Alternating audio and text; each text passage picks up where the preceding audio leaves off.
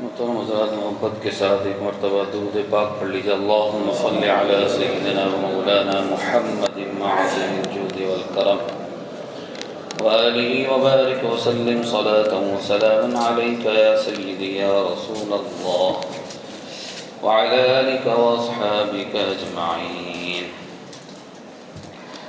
سورہ مریم مکی سورت ہے۔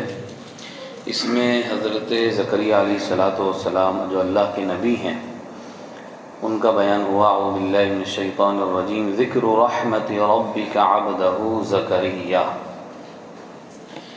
تیرے رب کی اس رحمت کا ذکر ہو رہا ہے جو رب نے اپنے بندے زکریا پر فرمایا۔ اللہ نے حضرت زکریا علیہ السلام پر کیا رحمت فرمائی؟ اذ نادى ربہ نداء خفیہ۔ حضرت زکریا علیہ السلام جو ہیں 75 یا 80 برس کے ہو گئے تھے، بوڑھے ہو گئے تھے، اولاد نہیں ہوئی تھی، تو انہوں نے اللہ سے بڑی آہستہ پکارا۔ بوڑھے آدمی کی آواز ویسی سلو ہو جاتی ہے۔ رب انی وہن العظم منی، اے اللہ میری ہڈیاں بھی کمزور ہو گئیں، واشتعل الرأس شیبا، سر کے بال بھی سفید ہو گئے، تو انی خفت الموالی من ورائی، مجھے اپنے بعد کے رشتہ داروں کا ڈر ہے۔ وکانت امرأتی عاقرا، اور میری بیوی بھی بانجھ ہے، بچے نہیں پیدا ہو سکتے۔ فہب لی من لدنک ولیا، تو مجھے اپنے پاس سے ایسی اولاد دے جو میرا کام اٹھائے، میرے بعد میرے وارث ہو۔ یرثنی ویرث من آل یعقوب، میرا بھی جانشین ہو وہ لڑکا، اور آل یعقوب ان کا بھی جانشین ہو۔ یہ دعا کی اللہ نے۔ اس کی تفصیل تیسرے پارے میں سنا چکا ہوں۔ کہاں پر کی تھی یہ دعا؟ محراب مریم میں۔ اور وجہ کیا ہوئی دعا کرنے کی؟ حضرت مریم کے حجرے میں بے موسم کے پھل ہوتے تھے، گرمی کے موسم کے پھل سردیوں میں ان کے پاس رکھے ہوتے تھے، اور سردیوں کے موسم کے پھل گرمیوں میں رکھے ہوتے تھے۔ تو حضرت زکریا بولے یہ کہاں سے آتا ہے؟ کہا اللہ دیتا ہے۔ تو ان کے دماغ میں یہ بات آئی، جب اللہ ان کو بے موسم کے پھل دے سکتا ہے تو میرے یہاں اولاد کا موسم نہیں ہے، تو اللہ مجھے بھی اولاد دے سکتا ہے۔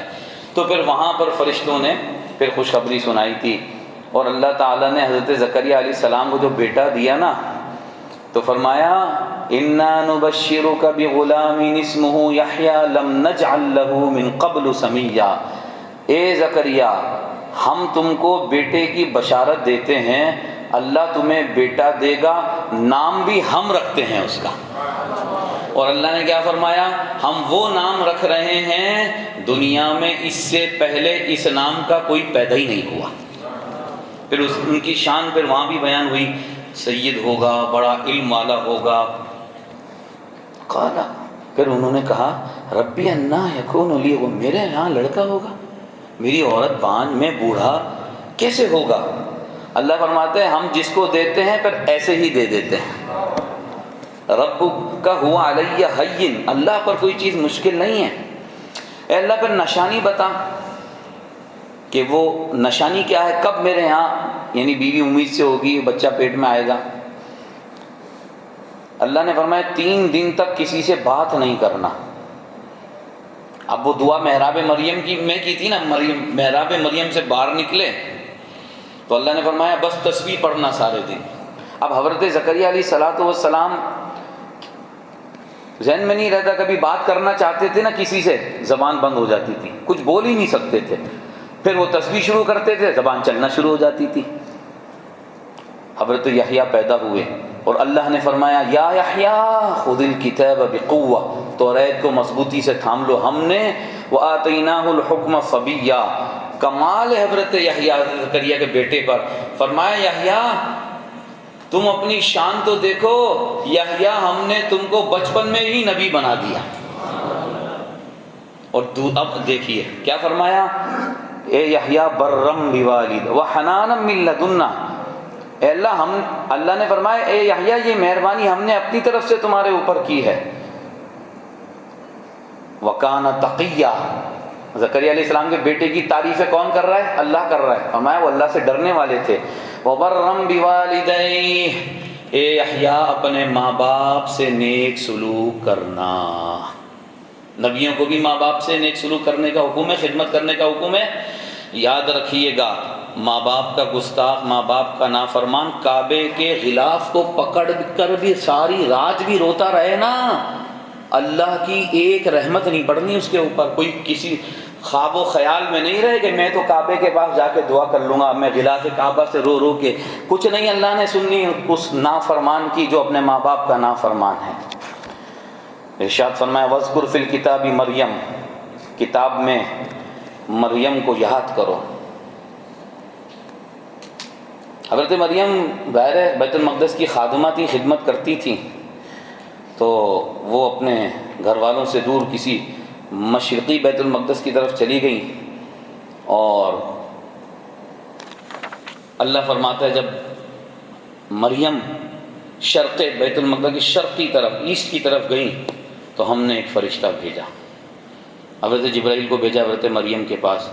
جب حضرت مریم نے حضرت جبریل کو دیکھا انسانی شکل و صورت میں، تو ایک نیچر ہے، با پردہ جو عورت ہوتی ہے نا، با پردہ شرعی پردہ مکمل اور شرعی پردہ چہرے کے ساتھ ہے. 18ویں پارے میں کل میں انشاءاللہ عرض کروں گا، پوری ڈیٹیل اللہ نے پردے کی بتائی ہے. قرآن میں نماز کا ذکر آیا، بس نماز قائم کرو، کتنی پڑھو، کب پڑھو، کتنی رکعت پڑھو، کیسے پڑھو، کوئی ڈیٹیل نہیں ہے. لیکن یہ حجاب اور پردہ ایسی چیز ہے، جب اللہ نے کہا نا پردہ کرو، پھر پورا ڈیٹیل کر کے بتا، اس سے کرو، اس سے کرو، ایسے کرو، ایسے کرو، ویسے کرو، یہ نہ کرو، پوری ڈیٹیل ہے. تو با پردہ عورت کے سامنے اچانک کوئی مرد آ جائے نا، تو با پردہ عورت فوراً اپنے چہرے کو ڈھانپتی ہے اور ایسے اپنے چہرے کو. تو حضرت مریم نے دیکھا یہ مرد میرے سامنے کہاں سے آ گیا. انی اعوذ بالرحمن منک ان کنت تقیا، میں اللہ کی پناہ مانگتی ہوں، تجھے خدا کا ڈر نہیں، میرے سامنے آ گیا یہ مرد. تو حضرت جبرائیل بولے میں کون ہوں، انما انا رسول ربک، مریم مت گھبراؤ، مجھے تو رب نے تمہارے پاس بھیجا ہے. کس لیے بھیجا ہے؟ توجہ کریں میری طرف. لِأَهَبَ لَكِ غُلَامًا زَكِيًّا. حضرت جبریل کے جملے 3 جملے ہیں، لِأَهَبَ لَكِ غُلَامًا زَكِيًّا 4. میں تمہیں بیٹا دینے آیا ہوں. آپ سمجھے کیا کہہ رہے ہیں؟ بیٹا اللہ دیتا ہے، بندہ دیتا ہے. اللہ تو قرآن میں کہتا ہے یَهَبُ لِمَن یَشَاءُ إِنَاثًا وَيَهَبُ لِمَن یَشَاءُ الذُّکُورَ، میں جس کو چاہتا ہوں بیٹا دیتا ہوں، جس کو چاہتا ہوں بیٹی دیتا ہوں، جس کو چاہتا ہوں کچھ بھی نہیں دیتا. اور جبرائیل کیا کہہ رہے ہیں؟ ورڈنگ، کیونکہ ورڈ آپ جب تک نہیں سمجھیں گے آپ عقیدہ نہیں سمجھیں گے. حضرت جبرائیل نے نسبت کس کی طرف کی؟ اللہ کی طرف کی یا اپنی طرف کی؟ اپنی طرف کی، کہ میں تمہیں بیٹا دینے آیا ہوں. شرک تو نہیں ہو گیا؟ توحید میں فرق تو نہیں آ گیا؟ شیطانی توحید سے پناہ مانگنی چاہیے، رحمانی توحید ماننی چاہیے. سمجھ میں آ رہا ہے؟ رحمان نے جو توحید دی ہے وہ یہ دی ہے کہ میرا بندہ اگر یہ کہہ دے، جبرائیل کہہ دے یا کوئی نبی کہہ دے میں تمہیں دیتا ہوں بیٹا، تو کوئی فرق نہیں آئے گا، یہ بھی ایمان ہے. بات پھر وہی آئے گی، لی احبا، میں دینے آیا ہوں، مطلب یہ کہ اللہ نے مجھے بھیجا ہے، تیری اولاد کا ذریعہ مجھے بنایا ہے، میرے وسیلے سے اولاد ملے گی. لیکن یہ جملہ بولنے سے کیا کوئی کافر ہو جائے گا، شرک ہو جائے گا؟ تو پھر جبرائیل پہ کیا فتویٰ؟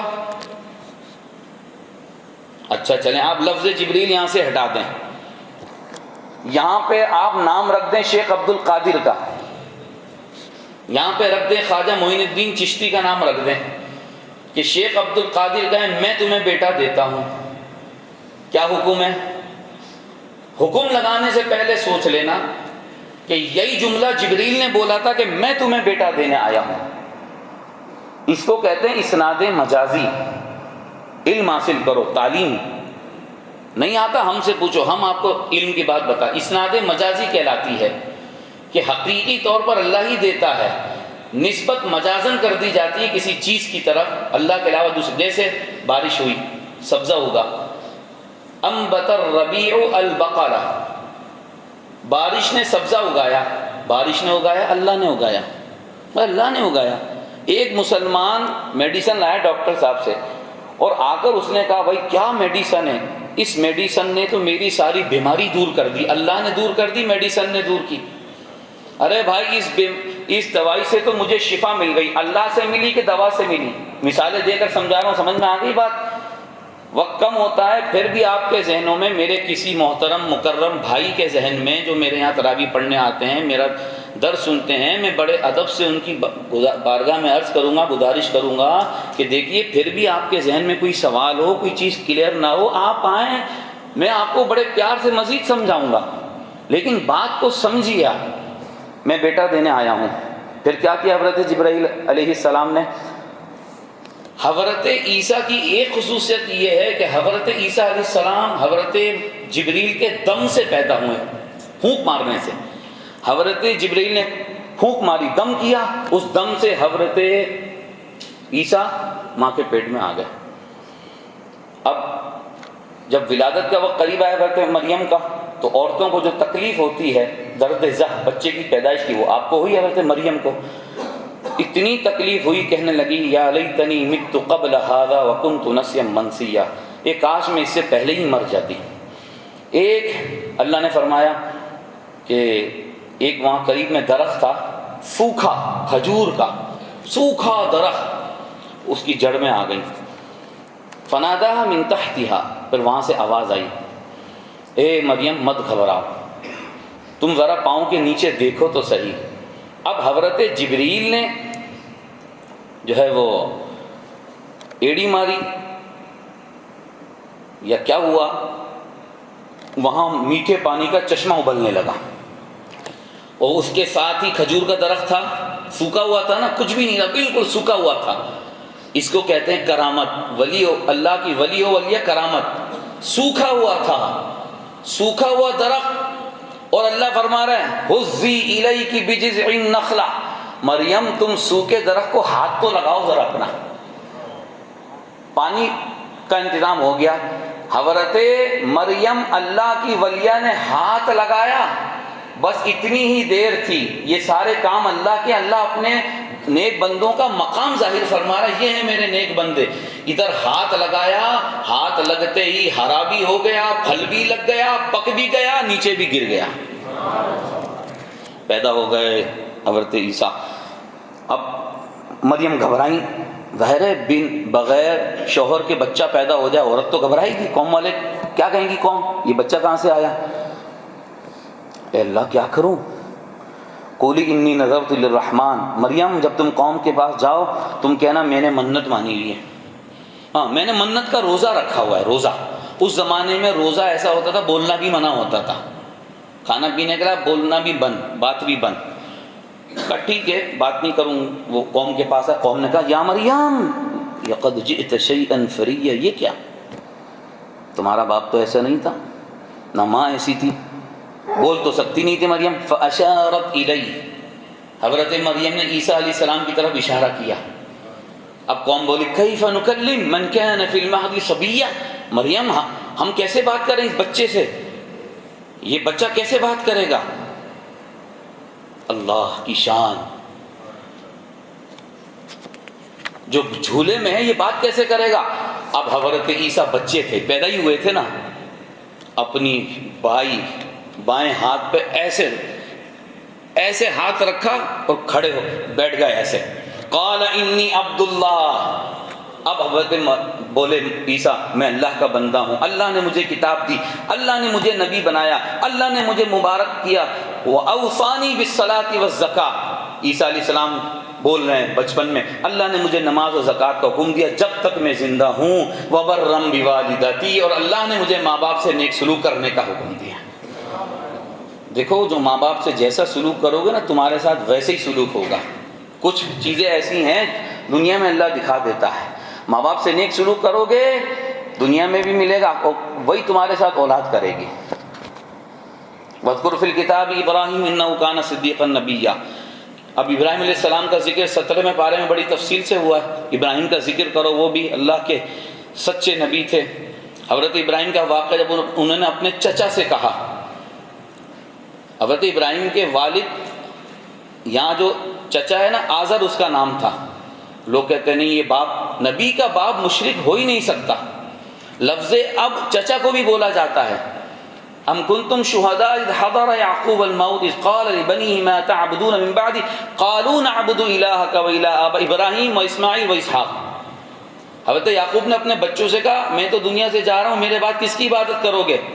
کہا آپ کے خدا کی عبادت کریں گے ابا جان، اور آپ کے آباء و اجداد ابراہیم اسماعیل. اسماعیل کو اب کہا، لفظ اب چچا کو بھی کہا جاتا ہے. والد کا لفظ 100% باپ کے لیے بولا جاتا ہے.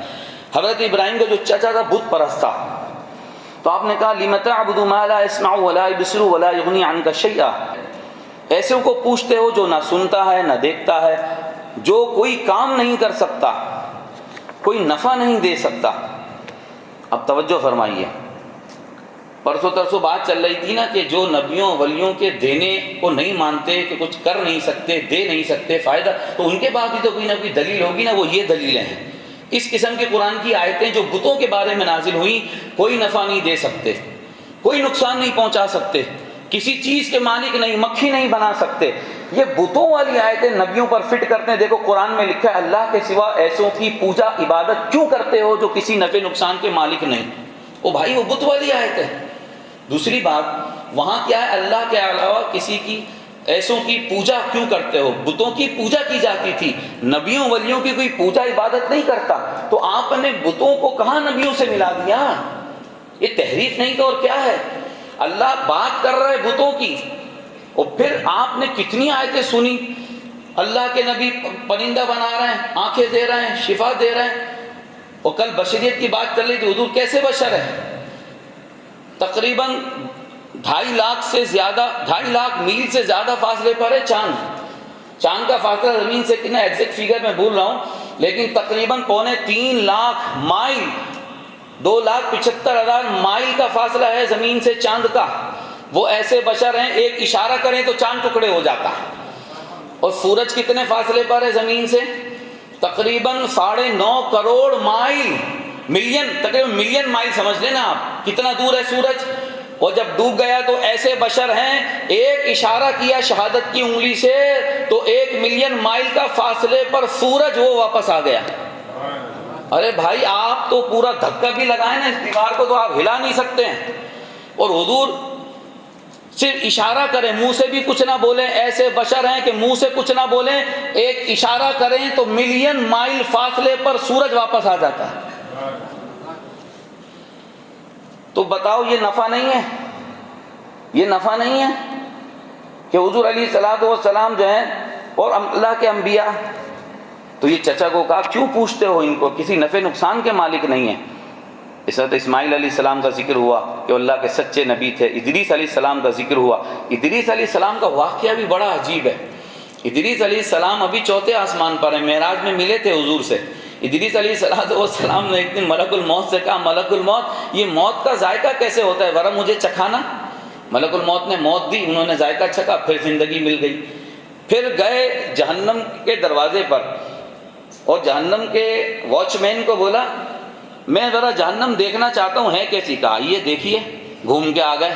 پھر جنت کے گیٹ پہ گئے، واچ مین کو بولا واچ مین ذرا جنت تو دیکھوں میں کیسی ہے. جنت میں داخل ہو گئے. اچھا اس سے پہلے ملک الموت آئے ہوئے تھے، حضور بس وہ آپ کا وقت ہوا، آپ کی روح نکالنی ہے. کہا 1 منٹ صبر تو کرو، میں جنت اور دوزخ تو دیکھ کے آ جاؤں. کہا ٹھیک ہے، اچھا میں انتظار کر رہا ہوں. اب جنت کے گیٹ پہ پہنچے تو ملک الموت کو بولا ملک الموت ویٹ کرو میں آتا ہوں، میں جنت میں جا رہا ہوں. اب جنت میں گئے تو واپس ہی نہیں آ رہے باہر. ملک الموت انتظار کر رہے ہیں، حضور باہر آئیے. کہا تمہیں نہیں پتا اللہ نے کیا فرمایا، جس نے موت کا ذائقہ ایک دفعہ چکھ لیا دوبارہ موت نہیں آئے گی. میں تو موت کا ذائقہ چکھ چکا ہوں. ارے اور پھر تم کو نہیں پتا بندہ ایک دفعہ جہنم میں جائے گا، میں ہو کے آ چکا، دیکھ کے آ چکا مطلب. اور تم کو نہیں پتا وَإِن مِّنكُمْ إِلَّا وَارِدُهَا جو جنت میں جائے گا باہر نہیں نکلے گا. تمہیں تو آ گیا جنت میں، اب میں کہاں باہر نکلوں. اوہو یہ کیا ہو گیا. اب اللہ نے ملک الموت سے کہا ملک الموت یہ جو کچھ کہہ رہے ہیں نا ادریس اپنی طرف سے نہیں کہہ رہے، تم جاؤ اب یہ یہیں رہیں گے. وَاذْكُرْ فِي الْكِتَابِ إِدْرِيسَ إِنَّهُ كَانَ صِدِّيقًا نَبِيًّا وَرَفَعْنَاهُ مَكَانًا عَلِيًّا ہم نے انہیں اونچی جگہ پر اٹھا لیا. فَخَلَفَ مِن بَعْدِهِمْ خَلْفٌ أَضَاعُوا الصَّلَاةَ اللہ فرماتا ہے پھر ان کے بعد کچھ لوگ ایسے پیدا ہوئے جنہوں نے نمازیں ضائع کی، نمازیں قضا کی، واتبعوا الشہوات، خواہشات کے پیچھے پڑ گئے۔ یاد رکھو، ایک ہے جنت، ایک ہے جہنم۔ آپ کو گھر جنت میں بنانا ہے، آپ کو گھر جہنم میں چاہیے، وہ آپ کی مرضی ہے۔ اگر جنت میں گھر بنانا ہے تو پھر تھوڑا صبر کر لیں، 40-50 سال اللہ کے کہنے کے مطابق چل لیں۔ دنیا ہے گزر جائے گی، پھر ہمیشہ عیش کرنا جنت میں انشاءاللہ۔ اور جہنم دیکھو، دنیا میں عیش کرنا ہے اگر ٹھیک ہے، تم 30-20 سال خوب عیاشیاں کر لو گے، تھوڑے دن کی عیاشیاں ہیں، پھر جہنم کا عذاب بہت سخت ہے۔ وَيَوْمَ نَحْشُرُ الْمُتَّقِينَ إِلَى الرَّحْمَنِ وَفْدًا، فرمایا ہم جنتیوں کو بڑے پروٹوکول عزت کے ساتھ مہمان بنا کر جنت میں داخل کریں گے، بلکہ جب جنتی قبر سے نکلیں گے اسی وقت سے فرشتے آئیں گے ان کو لینے کے لیے۔ بندہ بولے گا آپ کون؟ کہا ہم کو اللہ نے بھیجا ہے آپ کو عزت سے لے کے جائیں جنت میں۔ اب اگر یہ عزت چاہیے تو تھوڑا صبر کر لو، گناہوں سے باز آ جاؤ۔ اور فرمایا وَنَسُوقُ الْمُجْرِمِينَ إِلَى جَهَنَّمَ وِرْدًا، رہی بات مجرموں کی، جہنمیوں کی، اللہ فرماتا ہے ان کو تو ذلت کے ساتھ دھکے مارے جائیں گے۔ پولیس والوں کو دیکھا مجرموں کو دھکے مار کے، ٹھڈے مار کے، چل یہاں سے چلو، کیسے بے عزتی کرتے ہیں، تو جہنمیوں کو ایسے بے عزت کر کے جہنم کی طرف لے جایا جائے گا۔ حضرت موسیٰ علیہ السلام جب پیدا ہوئے تو ان کا پورا واقعہ ہے، پرورش کہاں ہوئی تھی موسیٰ علیہ السلام کی؟ فرعون کے دربار میں۔ خدا کی قدرت، 70,000 بچے مروائے تھے اس نے خواب دیکھا تو کاہنوں نے کہا ایک بچہ پیدا ہوا ہے اور تیری بادشاہت ختم کر کے چھوڑے گا، جو بچہ پیدا ہوتا جان سے مروا دیتا۔ وہ ظہر کے بعد پھر کبھی عرض کروں گا، مختصر یہ کہ حضرت موسیٰ جب پیدا ہوئے تو اللہ نے فرمایا ان کی والدہ کو کہ ایسا کرو اس کو باکس میں ڈالو اور دریا نیل میں ڈال دو، یہ اس کو باکس کو میرا اور اس کا دشمن پکڑے گا۔ اللہ کی قدرت دیکھیے، کیا فرمایا اللہ، یہ جائے گا کہاں باکس؟ جو میرا دشمن، جو اس کا دشمن، فرعون بیٹھا ہوا تھا، سیر کر رہا تھا بیوی کے ساتھ، حضرت آسیہ اس کی بیوی تھی، مسلمان ہو گئی تھی، اس نے پرورش کی حضرت موسیٰ کی۔ باکس آیا، کھولا، حضرت موسیٰ بہت خوبصورت تھے، یہ ڈر گیا، او یہی بچہ میری سلطنت ختم کرے گا، میں اس کو قتل کرتا ہوں۔ اس کی بیوی نے کہا خدا کا خوف کر، بچہ ہے۔ خیر پھر دودھ نہیں پی رہے تھے، پھر حضرت موسیٰ کی والدہ نے ان کی بہن مریم، وہ مریم نہیں ان کی بہن کو بھیجا، پھر وہ گئی، وہ واقعہ پھر کبھی عرض کروں گا انشاءاللہ۔ اب سنیے ذرا، حضرت ابراہیم 17واں پارہ، اقترب للناس حسابهم وهم في غفلة معرضون۔ 1500 سال پہلے اللہ نے یہ بات کہی تھی، آج ہم کتنے قریب ہیں قیامت سے، حساب سے۔ اللہ فرماتا ہے لوگوں کا حساب قریب آ چکا ہے، لوگ غفلت میں پڑے ہوئے ہیں، حساب قریب آ چکا ہے، غفلت میں پڑے سو رہے ہیں۔ لاہیۃ قلوبہم، ان کے دل کھیل تماشے فضول بیکار چیزوں میں پڑے ہوئے ہیں۔ کتنی آیتیں میں چھوڑ کے جاتا ہوں، میرا دل بس اندر سے چل رہا ہوتا ہے، لیکن کیا کروں، کوئی بات نہیں۔ آپ ہاتھ اٹھائیں سارے، اللہ پاک آنے والا رمضان ہمیں دکھائے اور ایسے نور قرآن سے منور کرے کہ ہر آنے والے سال میں ہم قرآن سمجھتے رہیں انشاءاللہ۔ جو چھوٹ رہا ہے انشاءاللہ آئندہ پھر کبھی۔ وہ کل نفس ذائقۃ الموت، ہر نفس کو موت کا ذائقہ چکھنا ہے۔ وَنَبْلُوكُمْ بِالشَّرِّ وَالْخَيْرِ فِتْنَةً، یہ مت سمجھنا کہ آج پیسہ ہے، دولت ہے، صحت ہے، تندرستی ہے، میں بڑا طاقتور، میں بڑا پاورفل، 1 سیکنڈ نہیں لگتا لوگ بستر پہ آ جاتے ہیں، 2 سیکنڈ میں قبر میں چلے جاتے ہیں۔ فرمایا یہ تو ہم تمہیں آزماتے ہیں پیسے دے کر، دولت دے کر، تندرستی صحت دے کر۔ گھمنڈ مت کرنا میں بہت مضبوط قوی ہوں، مجھے کوئی بیماری نہیں ہے۔ فرمایا یہ سب آزمائشیں ہیں تمہاری، شر ملے تو اللہ کو یاد کرو، خیر ملے تو اللہ کو۔ وَإِلَيْنَا تُرْجَعُونَ، فرمایا آؤ گے میری ہی طرف، کر لو جو کرنا ہے۔ وَنَضَعُ الْمَوَازِينَ الْقِسْطَ لِيَوْمِ الْقِيَامَةِ، فرمایا جب آؤ گے پھر ہم تمہارے اعمال کو رکھیں گے ترازو میں، ظلم نہیں ہوگا تمہارے اوپر، چھوٹی سے چھوٹی نیکی بھی کر کے آؤ گے وہاں مل جائے گی تم کو۔ وَكَفَى بِنَا حَاسِبِينَ، ہم بہت ہیں، اللہ فرماتے ہیں ہم بہت ہیں تمہارے حساب کو۔ یہاں تو چھوٹ جاتے ہیں نا، کچھ دے کر، کچھ لے کر، کچھ رشوت، کچھ پشوت، کوئی ریسورسز، کوئی سورس، وہاں اللہ کے یہاں سورس نہیں چلے گی، وہاں تو حساب دینا پڑے گا۔ حضرت ابراہیم علیہ السلام کی قوم بتوں کی پوجا کرتی تھی. سال میں ایک میلہ ہوتا تھا، یہ جاتے تھے باہر میلہ لگانے. حضرت ابراہیم نے کیا کیا، سارے بت توڑ دیے بت کدے میں جا کے. اور ایک بڑا بت تھا بڑے والا، اس کو نہیں توڑا، اور توڑنے والی تھی ہتھوڑا اس کے کدے پہ رکھ دیا یہاں پر. قوم واپس آئی، من فعل هذا بآلهتنا، یہ کیا کیا، کس نے کیا یہ ہمارے بتوں کے ساتھ؟ تو قوم میں سے ایک بولا، ہاں جب ہم جا رہے تھے میلے میں تو ایک نوجوان تھا یقال لہ ابراہیم، اس کا نام ابراہیم ہے، اس نے کہا تھا کہ تم آؤ تو صحیح، ذرا تم میں کیا کرتا ہوں تمہارے بتوں کے ساتھ. حضرت ابراہیم کو بلایا فرعون نے، بلا کے لاؤ ابراہیم کو. انت فعلت هذا بآلهتنا، یا ابراہیم یہ تم نے کیا ہمارے بتوں کے ساتھ؟ حضرت ابراہیم نے کہا نہیں، یہ بڑا والا بت ہے نا، اس کے کندھے پہ ہتھوڑا اس نے مار دیا ہوگا، اس سے پوچھو، اس کو غصہ آ گیا ہوگا کہ میرے ہوتے ہوئے چھوٹے چھوٹے بتوں کی عبادت کرتے ہو، پوچھو اس سے، اگر یہ بول سکتے ہیں تو پوچھو ذرا اس سے. جب یہ کہا نا اگر یہ بول سکتے ہیں تو پوچھو اس سے. فرجعوا الی انفسہم، تھوڑے دیر کے لیے سکتے میں آ گئے.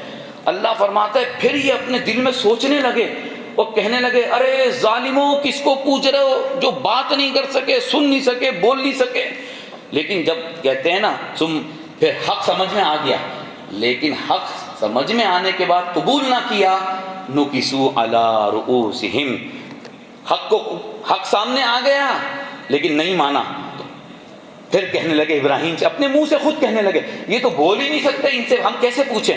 پھر حضرت ابراہیم نے فرمایا، افتعبدون من دون اللہ ما لا ينفعکم شیئا ولا یضرکم اف لکم ولما، تف ہے تمہارے اوپر جو نہ نفع دے سکے نہ نقصان پہنچا سکے، ان کی عبادت کرتے ہو. کس کی بات ہو رہی ہے؟ بتوں کی. اب جناب واقعہ تو تفصیلی ہے. انہوں نے کہا بھائی کیا کریں؟ انہوں نے سب نے مشورہ کیا، سب نے ان کو آگ میں جلا دو. اب آگ بھی آپ کے گھر کی نہیں، وہ سلنڈر والی آگ نہیں تھی. انہوں نے اتنا بہت بڑا گراؤنڈ تھا، پلے گراؤنڈ 1 مائل پر تھا وہ پلے گراؤنڈ. 1 مائل پر اس گراؤنڈ میں لکڑیاں 40 دن تک جمع کی. کس نے؟ فرعون کی آرمی نے، فورسز نے، فوج نے، پولیس نے، بچوں نے، بوڑھوں نے، جوانوں نے. کتنی لکڑی اکٹھی ہوئی ہوگی. جب آگ لگی اور وہ باؤنڈری بنائی انہوں نے، اس کی ہائٹ کتنی تھی؟ 60 یارڈ ہائٹ تھی اس کی جہاں آگ لگائی گئی. 100 یارڈز تک اس کے شعلے جاتے تھے. 400 یا 1000 من اس میں آئل ڈالا گیا. اب پھینکے کیسے؟ شیطان آیا انسانی شکل میں، کہا میں تمہیں بتاتا ہوں پھینکنے، کیونکہ اس آگ کے قریب کیسے جائیں حضرت ابراہیم کو پھینکنے کے لیے. اس نے کوئی مشین بنائی مینجینک، کہا اس میں ڈالو ابراہیم کو. ابراہیم علیہ السلام کو ڈالا، ایسے ہاتھ باندھ دیے اور ایسے پاؤں باندھ دیے. کہا گھماؤ اس کو، پھینکا. اب فرشتے رو رہے ہیں، یہ پہلا امتحان تھا ابراہیم خلیل اللہ کا. فرشتے رو رہے، اے اللہ تیرا ایک ہی تو نیک بندہ، ایک ہی نبی ابراہیم تھے، یہ بھی اگر آگ میں چلے گئے تو تیری عبادت کون کرے گا؟ اللہ تو جانتا ہے نا. فرمایا جاؤ پوچھو ابراہیم کو تمہاری مدد چاہیے. آگ کا فرشتہ آیا، ہوا کا فرشتہ آیا، پانی کا فرشتہ آیا. کہا کوئی حاجت نہیں. کہا اللہ سے حاجت، اللہ کو پکارو، اللہ کافی ہے. اب جب انہوں نے پھینکا، اب یہ آگ کی طرف جا رہے تھے، جبرائیل آ گئے. جبرائیل نے بھی کہا میری کوئی ضرورت، حضور. کہا تمہاری کوئی ضرورت نہیں ہے. اللہ اکبر. جیسے ہی آگ میں پہنچے، اللہ کے فرشتوں نے اپنے پروں میں لے کر آگ میں بٹھایا. پانی کے چشمہ بھی جاری ہو گیا، طرح طرح کے پھول بھی لگ گئے، فرشتے بھی وہاں آ گئے، جنتی قالین بھی بچھا دیا، جبرائیل نے جنتی قمیض بھی پہنا دی. کتنے دن رہے آگ میں؟ 40 دن. فرعون کہنے لگا نظر نہیں آ رہے، جل گئے ہوں گے. پھر تھوڑی دیر بعد دیکھا نظر آ رہے ہیں. انہوں نے کہا لگتا ایسا ہے کہ یہ ان کے ارد گرد آگ نہیں ہے تبھی بچے میں. اب انہوں نے آگ پھینکنا شروع کی. یہ آتش بازی شیطان نے شروع کی، فائر ورک، یہ شیطانی چکر ہے سارا. پھر کیا ہوا؟ حضرت ابراہیم 40 دن کے بعد آگ سے باہر نکلے. ہاں پھر اللہ نے فرمایا یا نار کونی بردن و سلاما علی ابراہیم، اے آگ میرے بندے ابراہیم پر ٹھنڈی ہو جا. مفسر فرمایا وہ ٹھنڈی ہو گئی برف کی طرح. پھر فرمایا سلامن، اے آگ اتنی بھی ٹھنڈی نہیں ہو، میرے بندے کو تکلیف ہو. تو پھر وہ مناسب ایسی ٹھنڈی ہو گئی کہ بندے کو مزہ آئے. اللہ نے کہا ابراہیم پر ٹھنڈی ہو جا، ورنہ تو آگ پوری دنیا کی ٹھنڈی ہو جاتی.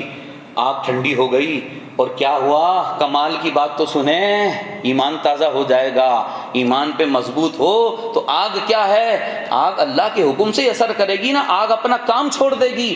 حضرت ابراہیم علیہ السلام کے ہاتھ میں رسیاں بندھی تھیں، اس آگ نے ابراہیم کے پاؤں اور ہاتھ کی رسیوں کو جلا دیا، جسم کا ایک بال نہیں جلا۔ ابراہیم علیہ السلام کے ہاتھ اور پاؤں کی رسیاں جل گئیں، جسم کا کپڑا نہیں جلا۔ فرعون نے کہا یہ کیا ہوا؟ کسی نے پوچھا ابراہیم 40 دن آگ میں رہے، بڑی تکلیف میں رہے۔ ابراہیم علیہ السلام نے کہا ارے تمہیں کیا پتا، جتنے دن میں آگ میں رہا میری زندگی کے سب سے پیارے دن تھے۔ کہا آگ میں پیارے دن؟ کہا تمہیں کیا پتا، فرشتے جنت کے مجھ سے انجوائے کرتے تھے، میں ان سے انجوائے کرتا تھا، میں شربت پیتا تھا، میں پھولوں کی خوشبو سونگا کرتا تھا۔ اس واقعے سے کیا ملا؟ رب پہ بھروسہ کرو اور حق پہ قائم رہو، اللہ مدد کرے گا۔ حضرت سلیمان اور داؤد علیہ السلام کا بیان ہوا کہ ہم نے ان کو، حضرت داؤد ہاتھ میں لوہا لیتے تھے نرم ہو جاتا تھا، لباس بناتے تھے لوہے کا۔ ولی سلیمان الریح عاصفۃ تجری بامرہ، اللہ فرماتے سلیمان یہ قرآن پڑھ رہا ہوں، کوئی نہ بولے اپنے مسلک کی کتابیں کھول کھول کے ہمیں بتا رہے ہیں، یہ قرآن سنا رہا ہوں۔ کیا کہتے ہیں؟ نہ نفع دے سکتے ہیں نبی اور ولی، نہ نقصان۔ یہ نفع کتنا بڑا! اللہ فرماتا ہے سلیمان کو ہم نے، یہ جو ہوا ہے اس ہوا کو سلیمان کے کنٹرول میں کر دیا، تجری بامرہ، یہ اللہ فرما رہا ہے، فرمایا ایسا کنٹرول اور قبضہ دے دیا ہوا پر ہم نے سلیمان کو کہ اب سلیمان کا حکم چلتا ہے ہوا پر۔ کس کا حکم چلتا ہے؟ سلیمان کا، جدھر چاہتے ہیں لے جاتے ہیں۔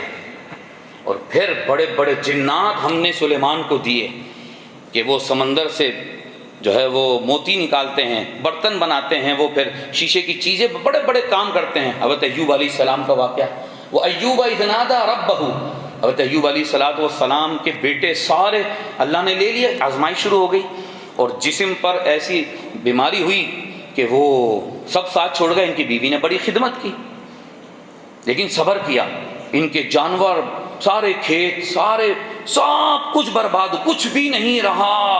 ان کے پاس کوئی آتا تھا، ایوب، اور جسم میں دانے، ایوب کیسا، کیا حال ہے ایوب، تمہارے تو سارے جانور کاروبار ختم ہو گیا۔ فرماتے کیا ہوا، جس رب نے دیا میں اس کے دینے پر راضی تھا، اب اس نے لے لیا میں اس کے دینے پر راضی۔ بچے سارے چھت گری ہلاک ہو گئے۔ کہا کوئی بات نہیں، اللہ کا شکر ہے۔ جب انہوں نے یہ شکر ادا کیا تو اللہ تعالیٰ نے ان کے بچوں کو سب کو زندہ فرما دیا، جتنے باغات تھے دوبارہ عطا فرما دیے۔ اور کیا فرمایا؟ جملہ سنو قرآن کا، یہ سبق حاصل ہوتا ہے ان واقعات سے۔ کیا فرمایا؟ فرمایا وَذِكْرَى لِلْعَابِدِينَ، ایوب کے اس واقعے میں نصیحت ہے بندوں کے لیے۔ آزمائش آتی ہے، امتحان آتا ہے، رب پہ بھروسہ رکھو۔ حضرت یونس علیہ السلام کا واقعہ، آیت کریمہ جو آپ نے پڑھا، آیت کریمہ پڑھا نا، یونس علیہ السلام مچھلی کے پیٹ میں گئے کیسے؟ یونس علیہ السلام اپنی قوم سے 2 مرتبہ ناراض ہو کے گئے، واپس آ گئے، تیسری دفعہ ناراض ہو کے گئے، کہا اب نہیں آؤں گا۔ یہ گئے دریا کے کنارے پر تھے، کشتی آئی، کشتی میں بیٹھے، کشتی بیچ دریا میں جا کے رک گئی۔ تو کشتی کے مالک نے کہا ہم نے سنا ہے جب کشتی میں کوئی بھگوڑا آ جائے، کوئی غلام اپنے آقا کا غلام بھاگ کے آ جائے، کشتی رک جاتی۔ میں اپنے رب کا بھاگا ہوا ہوں۔ یعنی اب یہ انبیاء اپنے بارے میں کہیں، ہمیں اجازت نہیں ان کو یہ جملہ کہیں، ہاں ایمان خطرے میں پڑے گا۔ کہا میں بھاگا ہوں، مطلب کیا؟ میں اپنے رب سے بھاگا ہوا ہوں۔ انہوں نے کہا آپ تو بڑے اللہ کے نیک بندے، بس آپ یہ بات نہ کریں۔ کہا اچھا قرآن دازی کرو۔ قرآن دازی کو کیا بولتے ہیں بھائی انگلش؟ قرآن دازی کرو۔ ہاں، پرچیاں نکالی، بھائی کون ہے اپنے غلام سے بھاگا ہوا؟ پرچی کھولی، یونس علیہ السلام کا نام۔ ارے دوبارہ قرآن دازی کرو، دوبارہ کھولی پرچی، دوبارہ یونس علیہ السلام کا نام۔ تیسری دفعہ قرآن دازی کی، بھئی کون بھاگ کے آیا اپنے آپ؟ پھر یونس علیہ السلام کا نام۔ اب یہ عزت کرتے تھے بھائی۔ اب انہوں نے کہا بھائی تم میری بات نہیں سنتے، دریا میں چھلانگ مار دی۔ دریا میں چھلانگ ماری تو مچھلی منہ پھاڑے کھڑی تھی سیدھے مچھلی کے پیٹ میں۔ اب یونس مچھلی کے پیٹ میں رہے، فنادا فی الظلمات، قرآن نے بیان کیا۔ پھر انہوں نے اندھیرے میں، 3 اندھیرے تھے، رات کا اندھیرا، سمندر کا اندھیرا، مچھلی کے پیٹ کا اندھیرا، لا الہ الا انت سبحانک انی کنت من الظالمین، یہ یہ ورد کرتے رہے کتنے دن تک؟ 40 ڈیز تک. 10 محرم کو ورد ختم ہوا. یعنی کیا مطلب؟ مچھلی کے پیٹ کو مسجد بنا دیا, عبادت کرتے رہے. ایسی مسجد کسی نے بنائی ہوگی؟ حضرت فرشتے بولے اے اللہ ہمیں آواز آ رہی ہے, کوئی ہلکے ہلکے تیری تسبیح پڑھ رہا ہے. فرمایا تمہیں کیا پتا, مجھ سے پوچھو میں بتاتا ہوں. میرا بندہ یونس مچھلی کے پیٹ میں تسبیح پڑھ رہا ہے. یہ آواز فرشتے وہاں سن رہے تھے. پھر مچھلی کے پیٹ سے باہر نکلے. پھر آگے کا واقعہ پھر کبھی سناؤں گا انشاءاللہ. یہ واقعہ پورا ریکارڈڈ ہے, تقریباً 45-50 منٹ کا میں نے پچھلے سال بیان کیا تھا. انشاءاللہ آپ کو سنائیں گے. آپ گھبرائیں نہیں, آپ ہمت میں رہیں, آپ سننے والے بنے. یہ آپ کا خادم حاضر ہے انشاءاللہ. آپ رات 12 بجے آئیں, مولانا یہ واقعہ سنائیں, میں آپ کو سناؤں گا انشاءاللہ. ٹھیک ہے نا؟ ایمان سے کہہ دیجئے 15 دن سے ہم یہاں بیٹھے ہیں سن رہے ہیں. آج آدھا رمضان گزر گیا. کیا پتہ چلا؟ دیکھیے جو لے سکتے ہیں ہم لے لیں رمضان سے. اب کیا بچا؟ ٹھیک ہے نا؟ اب جو لے سکتے ہیں ہم لے لیں, اور یہ رمضان ختم ہو تو اگلا خیر سے آئے تو پورے سال جب آپ اچھی نیت رکھیں گے نا, ہم پھر قرآن سنیں گے, پھر ہم قرآن کے نور سے منور ہوں گے. یقین جانیے نیت آپ کی ہوگی, اگلے سال رمضان تک تندرستی خدا عطا فرمائے گا انشاءاللہ. نیت سچی ہو تو اللہ مچھلی کے پیٹ پہ یونس کو ضائع نہیں ہونے دیتا, تو آپ کو دنیا میں ضائع کرے گا. اللہ یونس علیہ السلام کو مچھلی کے پیٹ سے نکال کر صحت دے دیتا ہے. ایوب علیہ السلام کے بچوں کو زندہ فرما دیتا ہے, سارا مال واپس آ جاتا ہے. تو اللہ آپ کی نیت پر آپ کو کتنا کچھ عطا فرمائے گا. اللہ پاک سمجھ کے عمل کی توفیق عطا فرمائے. آمین بجاہ سید صلی اللہ علیہ وسلم. صفحہ درست فرمائے.